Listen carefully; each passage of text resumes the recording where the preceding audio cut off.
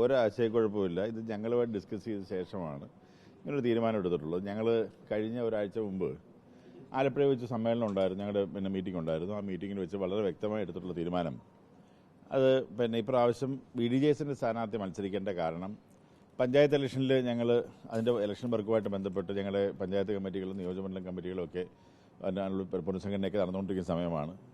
അതിന് ഇനി 6-8 മാസമേ ഉള്ളൂ പഞ്ചായത്ത് ഇലക്ഷനിലേക്ക് പോകാനുള്ള സമയം. അതുകൊണ്ട് ഒരു കാരണവശാലും ഈ ഇലക്ഷനിൽ നമ്മുടെ സ്ഥാനാർത്ഥി നിർത്തണ്ട എന്നുള്ളതാണ് അന്നത്തെ തീരുമാനം എടുത്തത് പൊതുവേ കേട്ടോ. പിന്നെ ചില ആളുകൾ അന്ന് നമ്മൾ മത്സരിക്കണം എന്നുള്ള അഭിപ്രായം ഉണ്ടായിരുന്നു. അതിനുശേഷം ഞങ്ങളത് പൊതുവായി ഞങ്ങൾ ആലോചിച്ച ശേഷം അത് വേണ്ട എന്നുള്ള തീരുമാനം ഞങ്ങൾ ഓൺലൈൻ മീറ്റിംഗ് കൂടി എടുക്കുകയും ചെയ്തിരുന്നു. അത് BJP അറിയിച്ചു. അതിനുശേഷം അവിടെ BJPയുടെ കേന്ദ്ര നേതൃത്വമൊക്കെ ആയിട്ട് കൂടി ആലോചിച്ചു. ഇന്നലെയും മിനിഞ്ഞാന്നുമായി രാജീവ്ജിയും ഞാനും ഒക്കെ ഡിസ്കസ് ചെയ്ത ശേഷമാണ് ഈ സ്ഥാനാർത്ഥിയെ തീരുമാനിച്ച് ഇന്ന് ഡിക്ലെയർ ചെയ്തിട്ടുള്ളത്. ഒരിക്കലും മത്സരിക്കുന്നില്ല എന്നും ആരും പറഞ്ഞിട്ടില്ലല്ലോ. അത് മാധ്യമങ്ങൾ തന്നെ സൃഷ്ടിച്ചതല്ലേ, ചില ആളുകൾ പറഞ്ഞ കാര്യമല്ലേ. കാര്യം ഇത് ഉത്തരവാദിത്തപ്പെട്ട് പറയേണ്ടത് ഒന്നുകിൽ NDA കൺവീനറായിട്ട് ഞാൻ പറയണം, അതല്ല എന്നുണ്ടെങ്കിൽ ഇത് പറയേണ്ടത് NDAയുടെ ചെയർമാനായിട്ടുള്ള രാജീവ്ജിയാണ് പറയേണ്ടത്.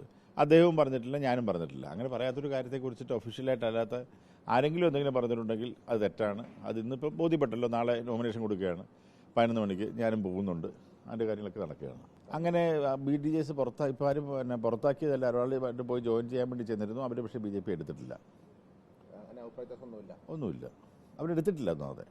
അങ്ങനെ ആളില്ലാത്ത അവസ്ഥയൊന്നുമില്ലല്ലോ. കാര്യം 12,000 വോട്ട് കഴിഞ്ഞ മുമ്പത്തെ ഇലക്ഷൻ അവിടെ കിട്ടിയതല്ലേ. ഇപ്രാവശ്യത്തെ കഴിഞ്ഞ പാർലമെന്റ് ഇലക്ഷൻ അതിൻ്റെ 17,000-ഓളം വോട്ട് കിട്ടിയതാണ് BJPക്ക്. അപ്പോൾ അതുകൊണ്ട് അവിടെ ആളില്ല എന്ന് പറഞ്ഞത് അർത്ഥമൊന്നുമില്ല. കാരണം അവിടെ ഉള്ള അടുത്ത ഒരു മലയോര കർഷകരുടെ പ്രതിനിധിയായിട്ട് വെക്കണം എന്നുള്ളതുകൊണ്ടാണ് അദ്ദേഹത്തെ തിരഞ്ഞെടുത്തത്.